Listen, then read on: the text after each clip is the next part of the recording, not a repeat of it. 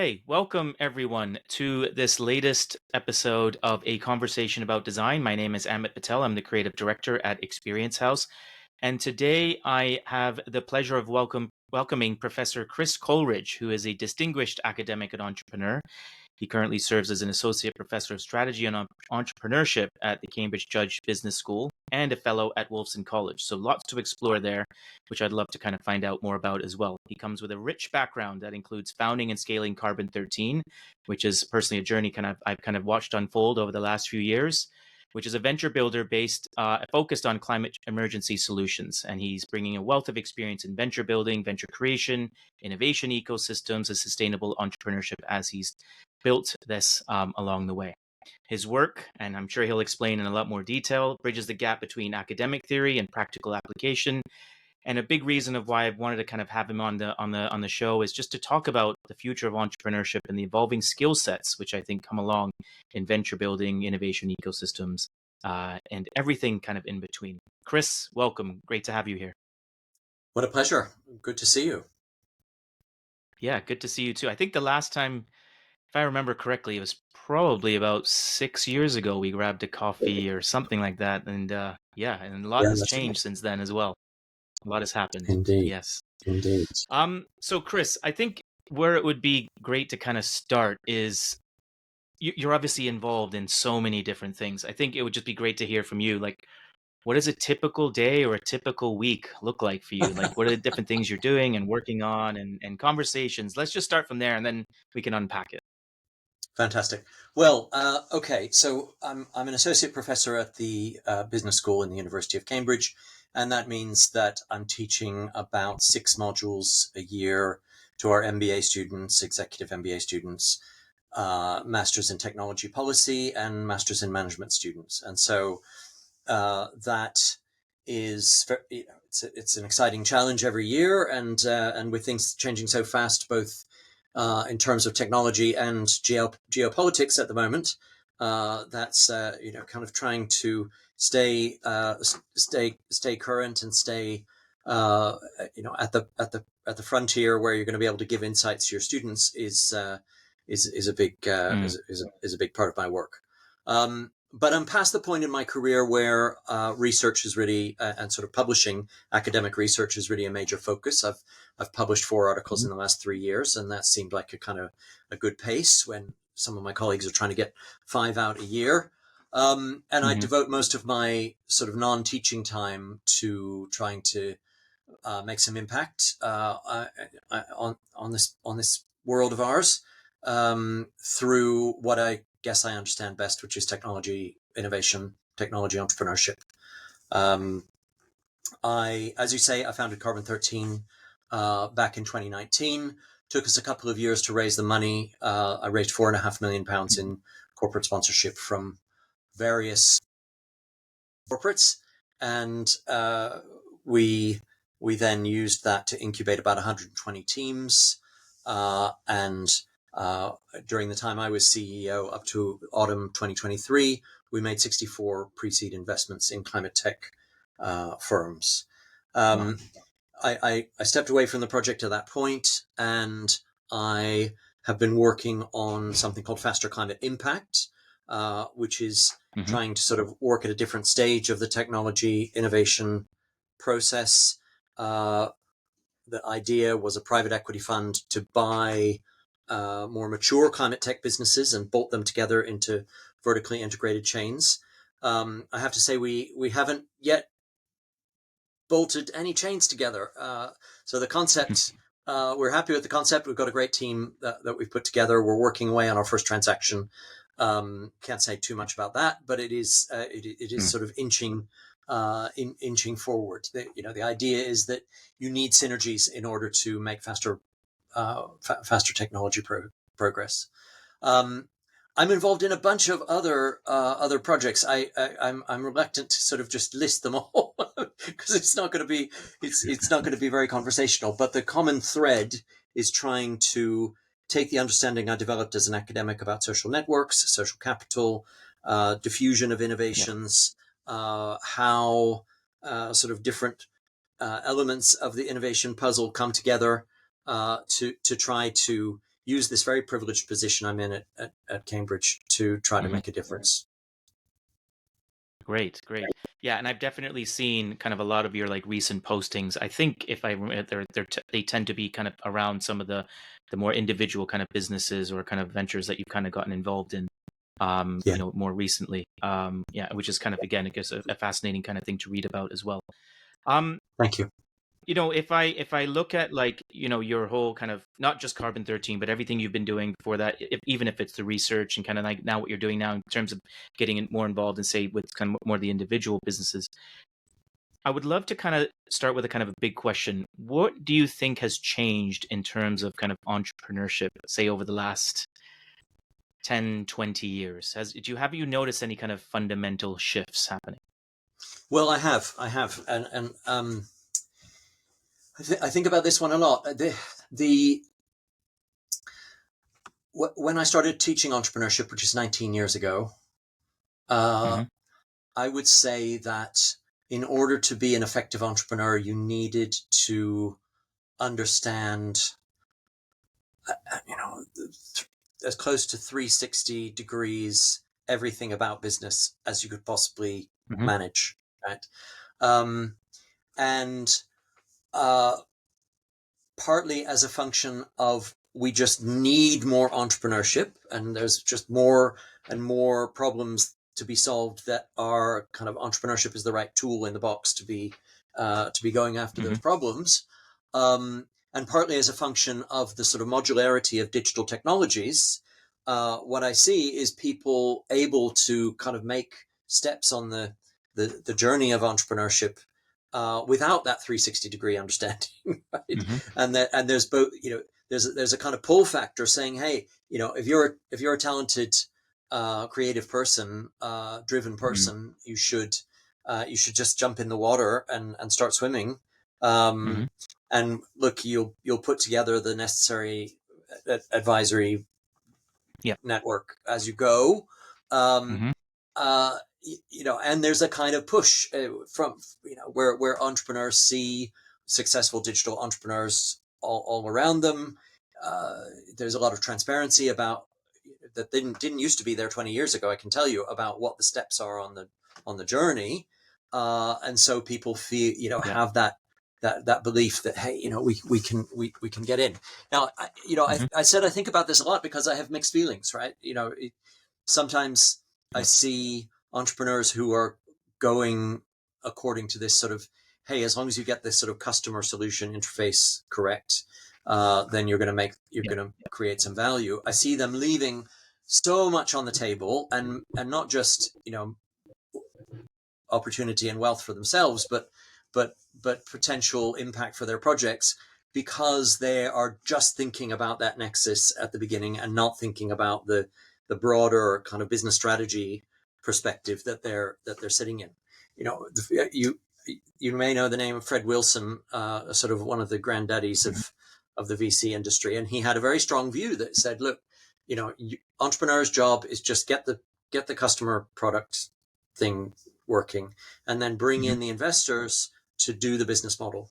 And if you look at the European ecosystem, I think we Yeah. could be doing a lot more if we put some emphasis on helping entrepreneurs understand that the kind of the wealth creation and business side earlier in the journey. Got it. Got it. And in terms of kind of, I think there's yeah, that transparency that now is kind of, people are constantly sharing their own stories, constantly kind of Yeah, showcasing the steps that they've taken more so than say, yeah, like you said, like 20 years ago. What do you think are some of the contributing factors that are kind of helping people kind of say, actually, I can jump into this, even if I don't have that 360? Because as you were speaking, I was kind of like, okay, well, there's probably bigger communities now that didn't exist. yeah, yeah. Some of the tooling, I mean, obviously there's AI tools that you can help to kind of do different things as well. What do you think are, and I'm sure there's some stuff that's you probably wouldn't advise or you'd stay away from, but what do you think are some of the things that are like really helping people just say, okay, you know what, I don't have the 360, but I can jump into this? Well, yeah, tools, as you mentioned, are Mhm. with every with every turn of the wheel, you get the people who had to do it without the previous generation of tools saying, hey, that's a pain point. And as an Hmm. innovator, what Yeah. do? I identify pain points and I develop tools to address them. Hmm. So the tools are just, on a kind of continuous upward trajectory. The Hmm. other side of it is it's just the acceptance, which I find fascinating, that solo entrepreneurship is not a good idea, and just the acceptance that, hey, we should team up, and therefore have a complementarity of skills, complementarity of backgrounds, experience, and so on, that is going to allow us to go further faster, and is going to mean that even our advisory network is going to be going to be richer. So there's a sort of Hmm. habits of human association, and there's a tools aspect to what you're talking about. Okay. And then in terms of now kind of looking at, I'm sure you've got lots of learnings and research and work that you've been doing. I would love to know, how did that inform what you were going to build with Carbon 13? Because now you've got the ability, or for what, there's two questions there, if I can ask. Number one is, why did you choose, I'd love to know why you chose to kind of focus on kind of climate emergency and solutions and climate change as part of Carbon 13. And then number two would be, what were some of the learnings you took away from kind of, your work, your research, etc., that Yeah. informed how you wanted to build this particular venture builder? Yeah. Well, great question. So three-part answer to why climate, etc. I mean, the most basic Hmm. foundation layer is I was reading Greta Thunberg, um, and I just thought, I want to devote the rest of my career to working on climate Yeah. change. I don't see a bigger problem, um, Hmm.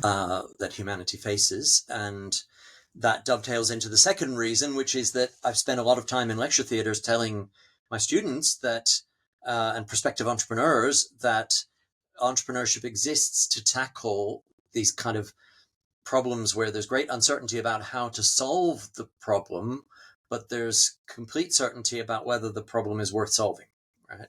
Um, and Hmm. so these kind of grand challenges, and you if you dive in as a climate entrepreneur, uh, with all humility, knowing that you're going to Hmm.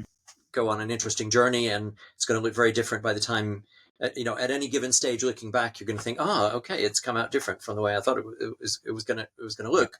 um, you're you're swimming in a pool of fellow innovators and customers and counterparts generally, who are looking for an answer to this kind of existential problem that Hmm. humanity faces. Hmm. And that's kind of a good place to be, right? Is it, in a Yeah. situation where it may be that your particular hunch about what needs to be done and how to do it is wrong, but you are associating yourself with Hmm.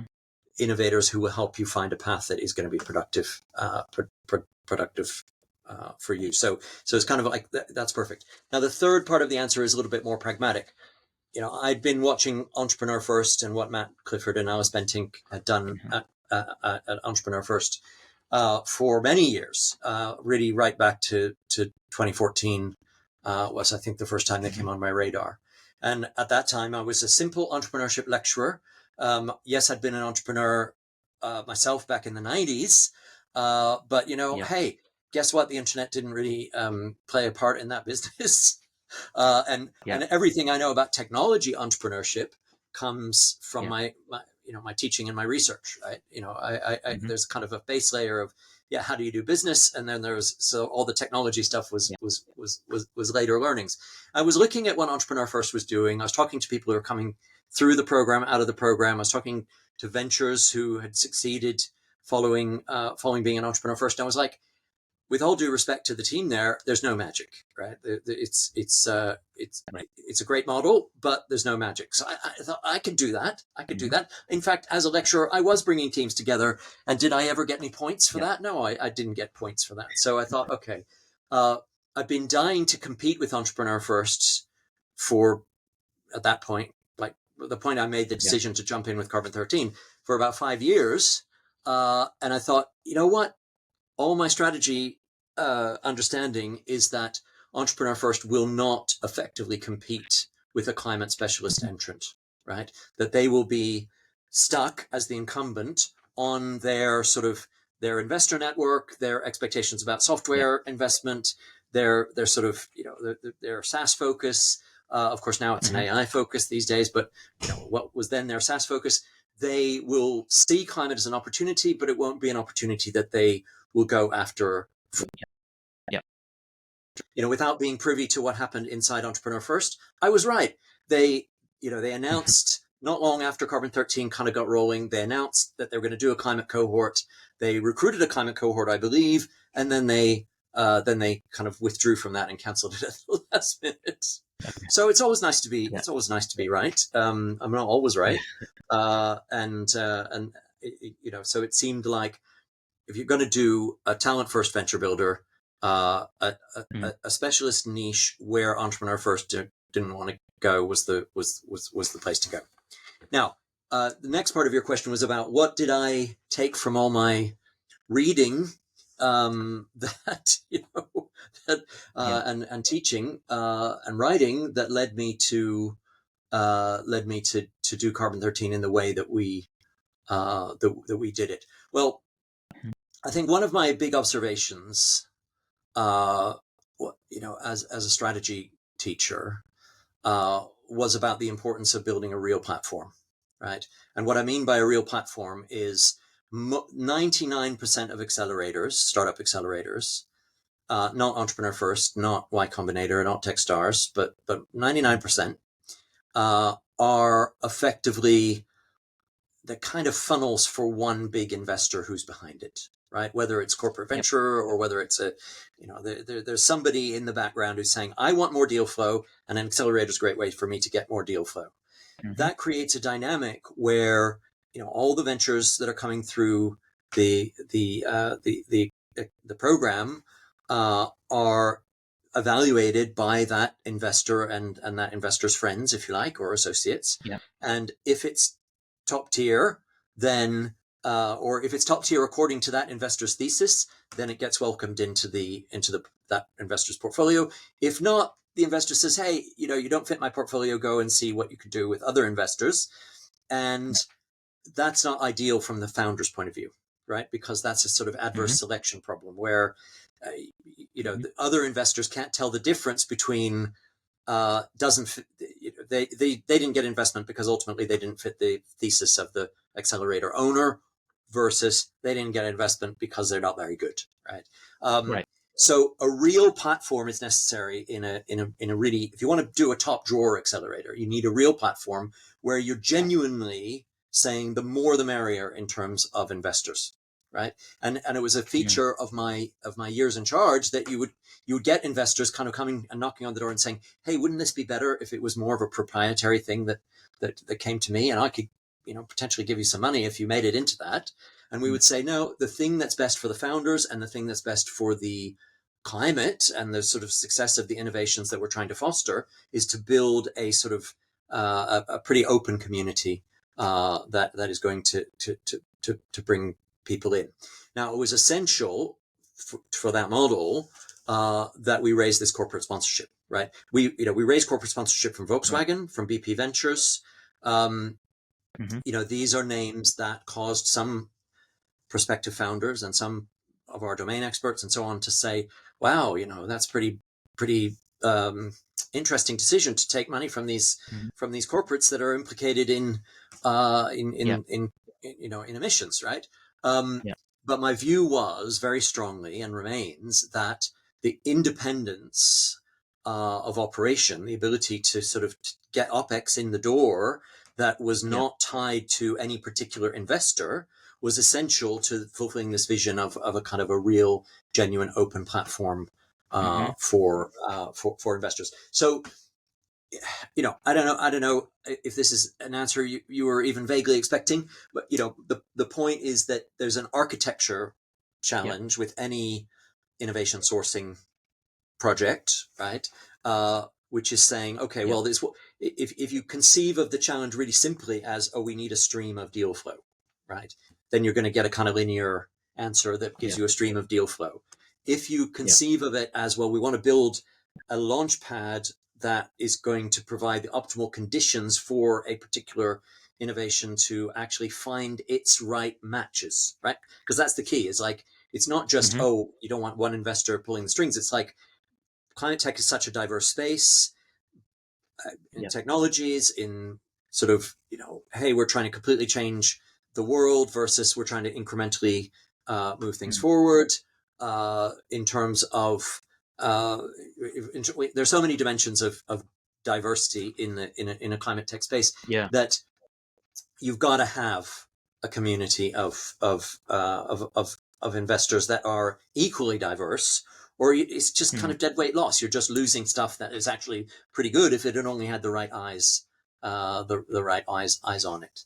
I have a lot more to say on this question, Amit, but I feel like I've been talking for quite a long No, time. no. So let me kind of quickly add something, and then obviously we can kind of go back. And I think this is great because like to your point, it wasn't exactly what I was thinking. It's great because it's very eye opening in terms of the approach, and I kind of feel I was having a conversation with somebody earlier today where in terms of kind of teaching people about experience design, for example, and a lot of people kind of come in with this very closed minded kind of approach, and it seems like a lot of the kind of accelerator programs, et cetera, they may be quite closed off in what you're saying, and that they're kind of their tick mark in terms of saying acceptance onto this program. You must meet certain criteria from our kind of investment partner. But if you kind of go more with a kind of wider approach, more divergent, kind of like, hey, we're going to allow anyone to be part of this community and then go through the right process, be part of the community, innovate together, will create, yeah, like you said, there could be somebody who just needed the right kind of helping hand or the right team or the right guidance or whatever.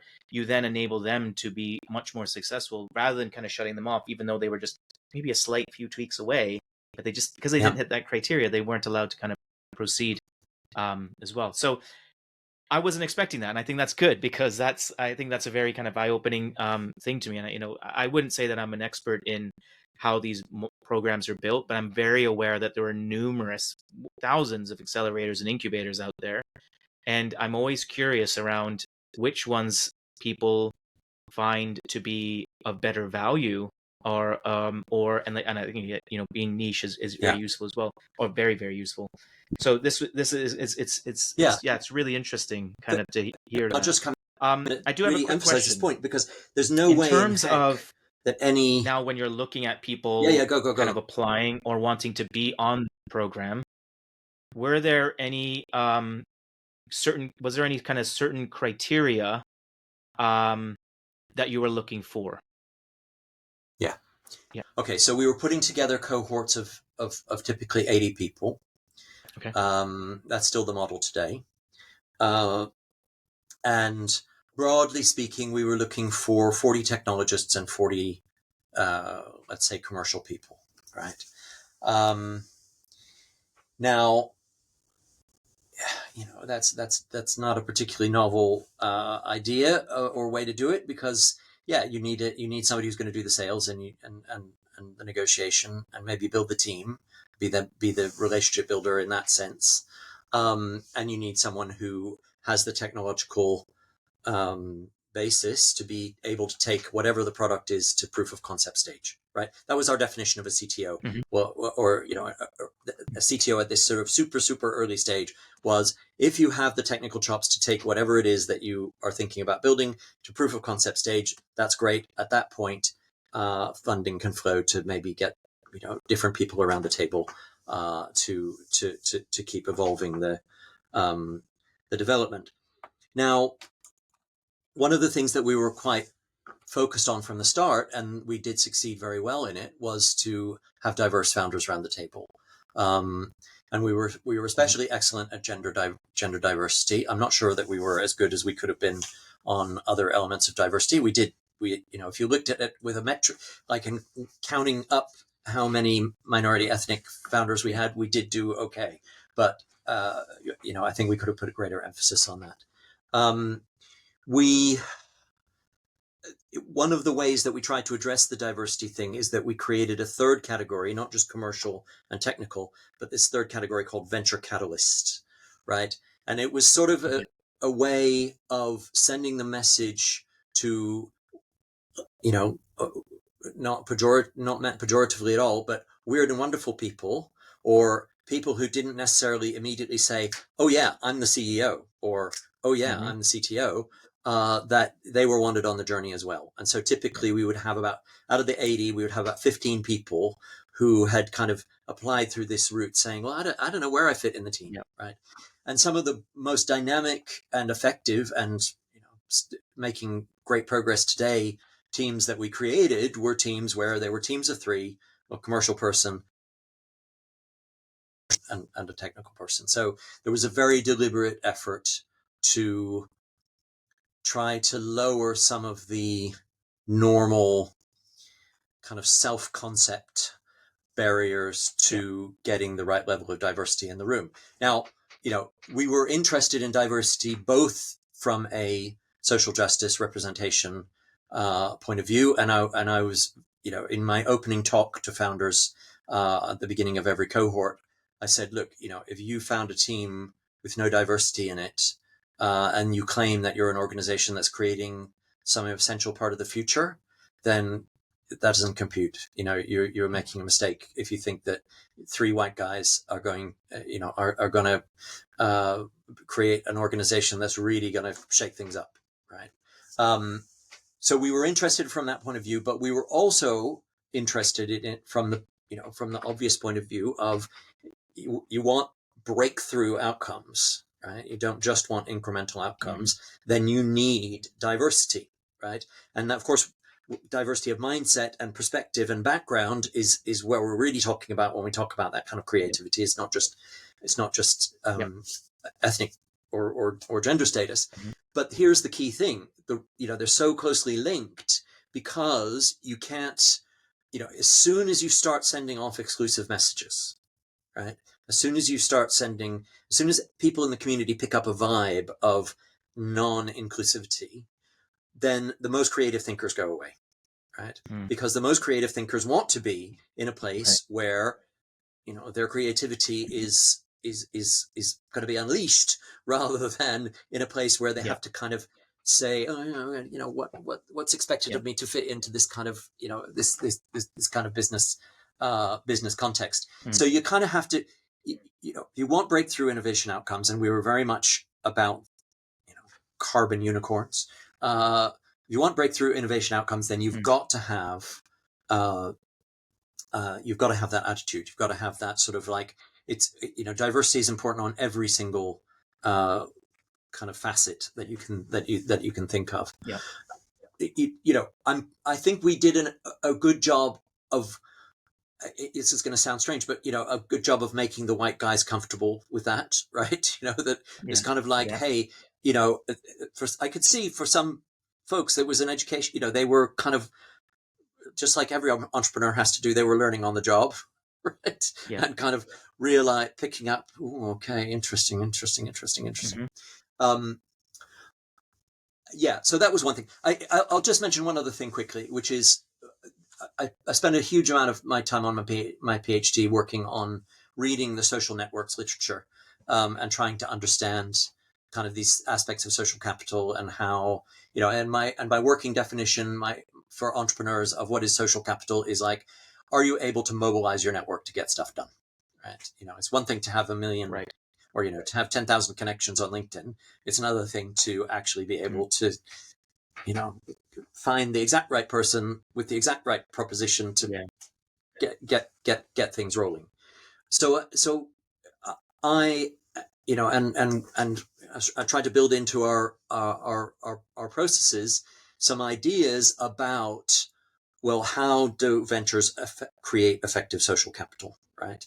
And that's effective Mm. on the dimension of like, okay, you need some, in the same way that you need that customer validation, you need some good advice. You need a good proto advisory board, right? Not an advisory board. Yeah. That's too early for a super Yeah. early stage, but you need a good proto advisory board that is kind of providing, shaking things up input all the time, right? And you need to orient and kind of develop Mm. habits in the team of saying, hey, we're not just looking for the advisor who tell us how to get through the next stage gate. We're looking for advisors who really are going to kind of give us a full 360 view of where the next twist in the road is,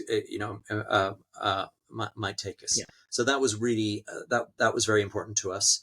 Um, and we, in the evaluation process for which investments we made, I put a lot of emphasis on the question of, okay, how good has this team been at assembling a truly kind of social status enhancing, fresh information providing sort of group of people around them. And there's one more element which makes this a secret sauce, which is teams are much less likely to run into problems and break up if you've got a sort of a group of supporters around the venture that are that everybody in the team knows and knows everybody in the team, right?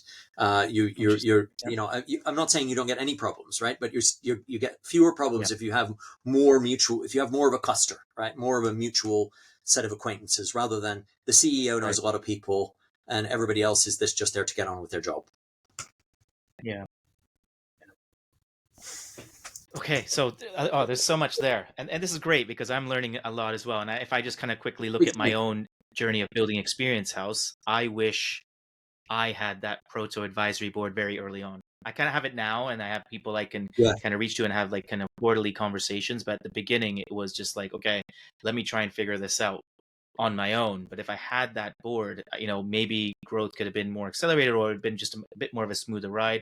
And the idea of that supporting cluster, um, it's so interesting, kind of now circling back to where we are talking about you don't necessarily need to have that 360 view to jump into entrepreneurship, but you do need a bit of a support mechanism around you to guide you or to kind of run things through, or people that are going to be looking out for like the little ups and downs that inevitably come as well. Yeah. Um, and the other thing I'm going to take away from that is that when you look at most, and it could be the other 99% of accelerators or incubators, you don't really hear about this stuff, the stuff that you're mentioning. It tends to be about, oh, well, we have a program coordinator and we have this program and we have these almost like cookie cutter methods and tools that you're going to go through for us to kind of evaluate or to make you hit the certain criteria or milestones or whatever.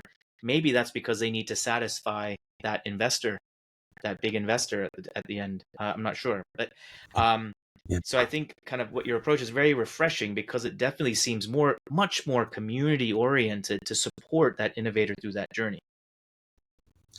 Yeah. I mean that's the approach that works in my view, and I don't just mean in Carbon Mm, 13. I mean that's what you know. Uh, Entrepreneur first started as a McKinsey spin out, right? And so mm, they avoided the trap of being beholden to one investor and one investor only because they had mm, an interesting starting story. Y Combinator, I'm not sure what aspects of the origin story led them into this kind of insight that it's better to have a platform than uh, than, mm, than whatever it is. Techstars had famously had four founders. I think they kind of had a weird and wonderful combination of networks that allowed this sort of this them to kind of bypass this. Oh, we're gonna have a very linear mm. setup rather than a community. Um, but you unfortunately, the vast majority. I mean, and there's a lot of terrible accelerators. I mean, I don't want to rag on people, but somebody Yeah. sent me just a draft syllabus. I mean, and syllabus is even a suspect word, right? A draft syllabus for Mm, a new accelerator the other day, and it was clearly. I mean, speaking to you, you will understand what I'm about to say. It was clearly drawn up by somebody who'd never even heard of design thinking, right? Let alone yeah. kind of thought Yeah. thought that there was any value in it, right? And it was the whole. Yeah. I mean, I'm not going to go on. There is. It is amazing to me that in 2025, when we have all this knowledge available to us, people are still coming up with kind of non-customer centric, uh, Yeah. non-network centric ways of Mm, thinking about thinking about how you do startups. It's yeah. extraordinary.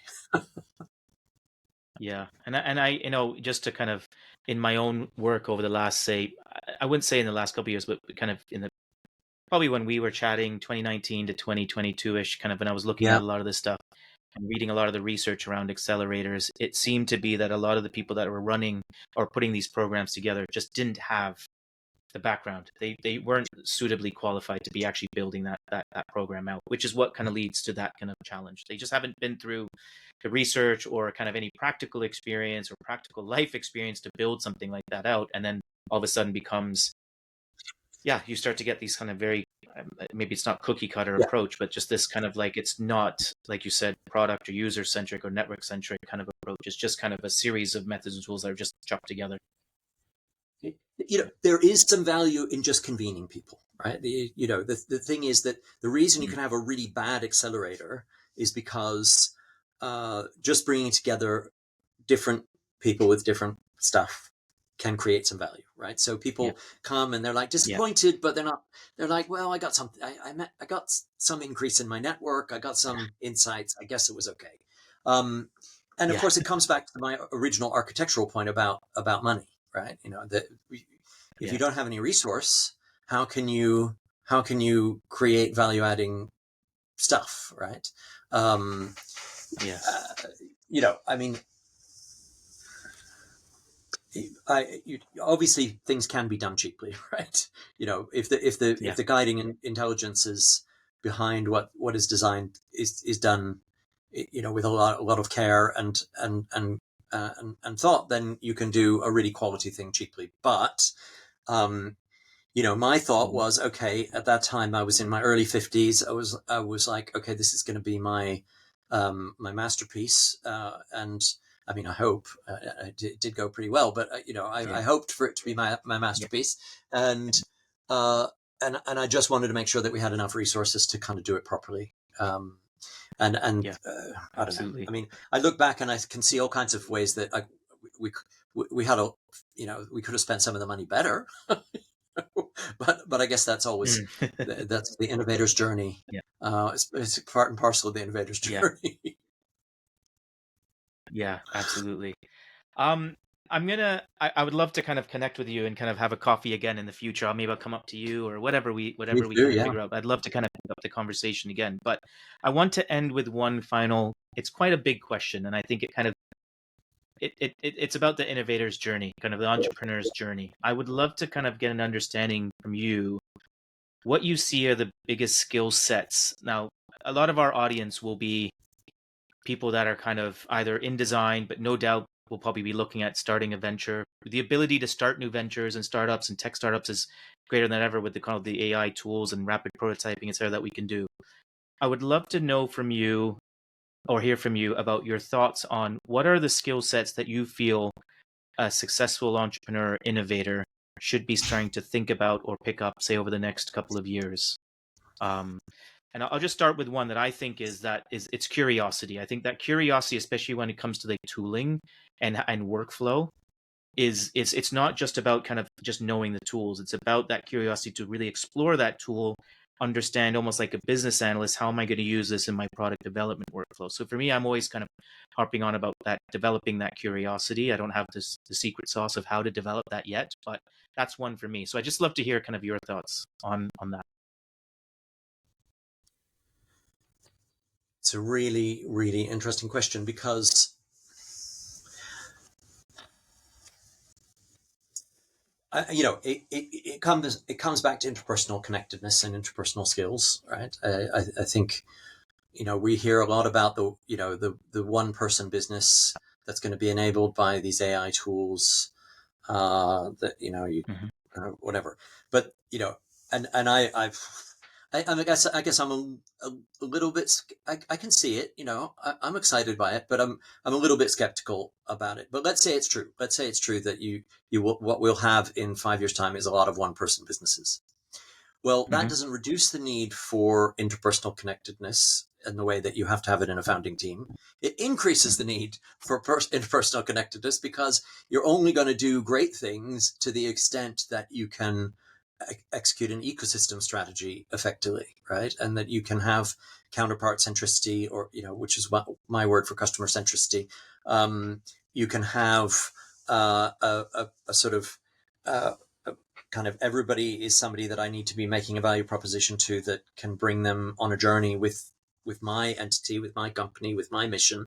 Um, uh, and the constant awareness that, when you're doing things, when you're working on something that where the value is in the future, it's highly prospective. So much Mm-hmm. of being able to take people with you on the journey is coming from, like, do they feel respected?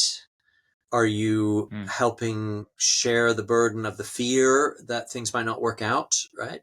You can't take away that fear, Mm-hmm. but can you share the burden of that fear? Can you Mm-hmm. go through the world with a kind of attitude of loving thy neighbor, and creating sort of a positive, like being a person that other people want to spend time with, and kind of be be that positive force in their lives. Because if you can't do all that Yeah. stuff, then all the tools in the world are Yeah. not going to help you when you're competing against people who have the tools and they have that stuff, right? So I think that Yes. that's the really key thing. I never felt I really understood business until I studied social psychology. Um, and we haven't talked much about social psychology, but that was the concepts that I did a master's in it. But even before Yeah. then, when I did my MBA, I was really focused on the organizational behavior stuff. That Mm. is those are the pieces that really make things, that really make the difference between something that's going to kind of go, and not, right. And I don't mean that everybody has to be an extrovert and that everybody has to be like, um, Yeah. an inspirational figure to others, but I, I just mean that we have to be aware of the human, more and more and more and more aware of the human factors. Yeah. It's been fascinating to kind of hear this, and I again, as you're just talking just now, I'm kind of thinking about the people that I've kind of been able to work with or connect with, and a lot of it is, yeah, that ability to take people on a ride or the journey, but they're also unleashing that social capital that they've been building up over a number of years. And all of a sudden, it's like, hey, I know this person, I know this person, I worked with that person, they'll trust me, let's get them on a call, etc. And like, if you can build that up, and we run a lot of B2C courses where students are coming in from very different backgrounds and looking to say shift, say, into user experience design or service design. But where I see the ones that have that higher chance of success is because they've got a bit of that social capital.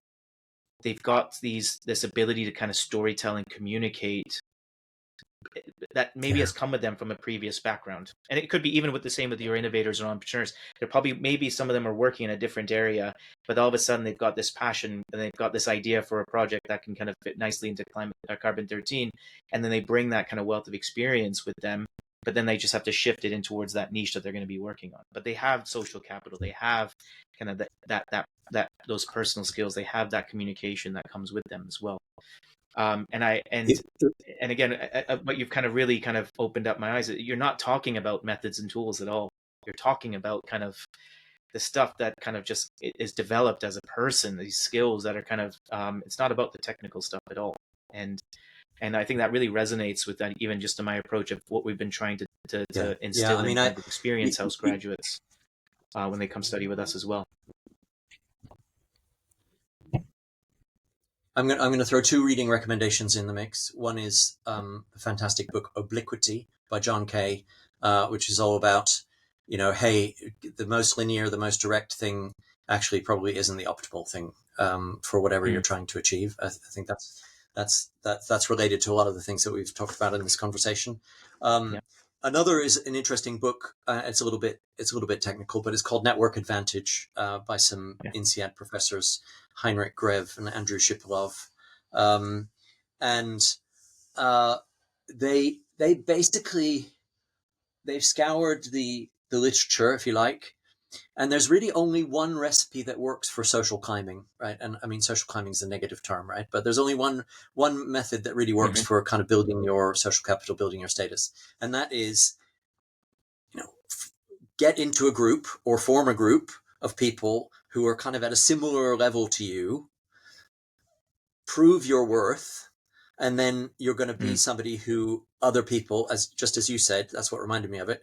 Other people are going to say, Mm. "Oh yeah, I know exactly the person you want to talk to at my skill level, Yeah. who has that Yeah. particular skill set or that particular perspective or is working on that mission," and they're going to Yeah. introduce you to their their scarce, Yeah. precious, higher status contacts because of that. And they're really, Yeah. the thing is that that just sounds like a cute little, um, you know, hey, here's a cute piece of advice, but it's actually there are not other ways to do it, right?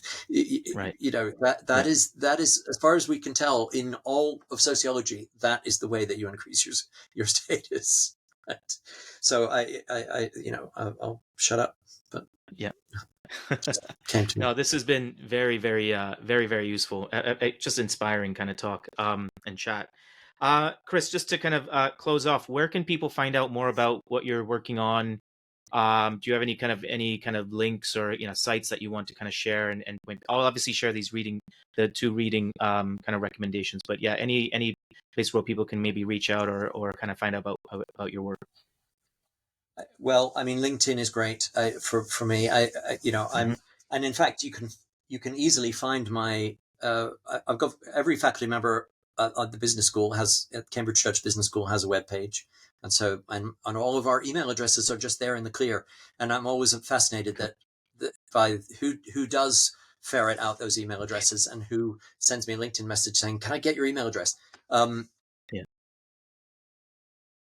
I have just, in addition to the Faster Climate Impact project, which is ongoing that I mentioned, I've just launched something called with the rather bland name of Technology Innovation Associates, and it's called Technology Innovation Associates because we're for this project we're going after institutions, and so Mm. we've got a kind of a fairly uh, uh, not very provocative name for what we're trying to do. Um, Yeah. and in that project, we are working in a sort of platform agnostic way to advise uh, institutions on how to source innovation in a smart way. Um, Hmm. we are helping institutions review their portfolios. We've got an interesting approach for how do you hedge your portfolio against climate, but also I think there's against climate change, but there's also a lot to be done in terms of innovation portfolios and assets that made sense in the last turn of the wheel, but not so much now. And then the third pillar of what we're doing is working on ecosystem skills, ecosystem mindset, ecosystem health measures, and sort of helping institutions, even governments, create action plans for how they're going to improve their ecosystems. So that's kind of the new thing. Okay. Okay. Amazing. Well, we'll make sure that we add in the links to everything that you've kind of mentioned in the footnotes. And I'm sure kind of people will want to reach out. Chris, just a great conversation. Thank you so much, and I look forward Great to to see just you grabbing a again. coffee in the near future. Yeah, Me too. great. Take care. Thank you so much. Okay. Take care.